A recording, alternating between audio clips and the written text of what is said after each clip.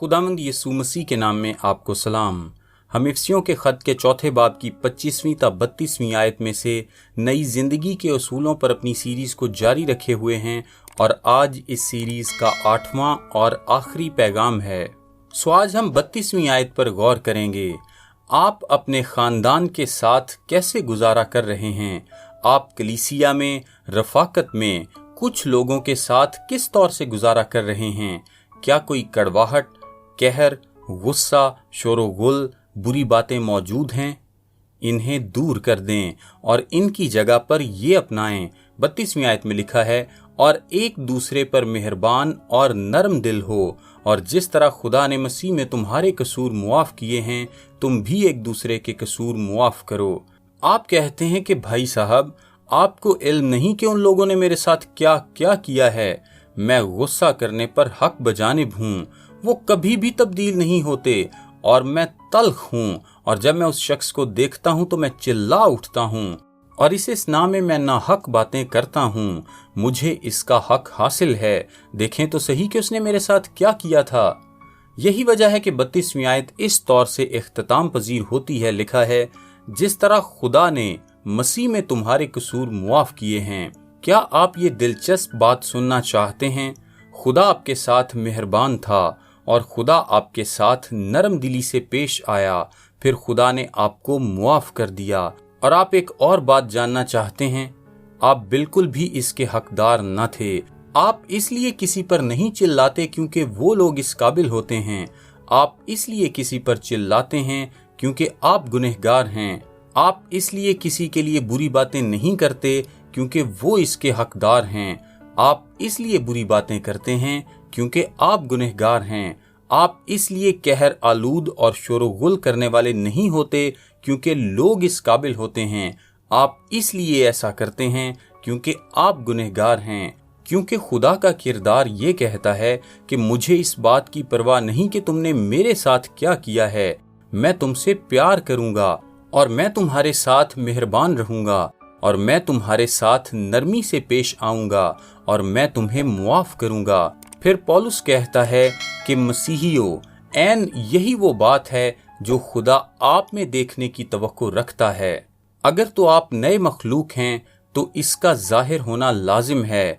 अगर आप यीशु मसीह में नए इंसान हैं तो जरूर है कि ये मौजूद हो। खुदा चाहता है कि ये बातें साबित हों। सुने ऐ लोगों, अगर हम इस दुनिया के बीच में एक ऐसा गिरोह हों, ऐसे लोगों का हल्का जो कभी झूठ नहीं बोलता, हमेशा सच बोलता है, लोगों का ऐसा गिरोह जो कभी इस तरह से रंजीदा नहीं होता, जो कि एक गुनाह आलूदा कहर हो, बल्कि हमेशा मोहब्बत से पेश आता है।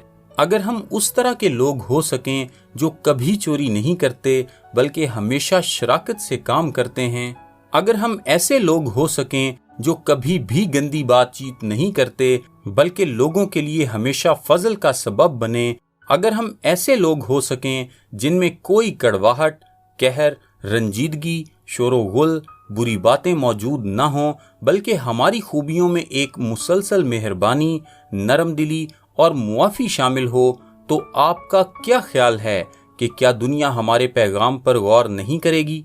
मैं समझता हूँ कि हाँ, वो करेगी। ये वो तरीका है जिस तरह नए इंसानों को काम करना है। अपना जायजा लें कि क्या आप ईमान में कायम हैं? क्या आप सच बोलते हैं? क्या आप गुस्से पर काबू रखते हैं ताकि ये महज रास्त तौर पर ही काम करे? क्या आप दूसरों को शरीक करते हैं? क्या आप पुरफजल बातें करते हैं? क्या आप मेहरबानी, नरम दिली और मुआफ़ी में मोहब्बत करते हैं? नए इंसान हमेशा नई जिंदगी गुजारते हैं। आइए दुआ करें। बाप, हम में से बाज़ों ने किसी शख्स की पुश्त पर उसके लिए बुरी बातें की हैं और बेकार बातें की हैं। हम में से बाज़ हंगामा करते हैं और सरेआम एक बेतुके तरीके से बोलते हैं। हम सब गुस्से, झूठ बोलने और बुरी बातों की जंगों में से गुजर चुके हैं।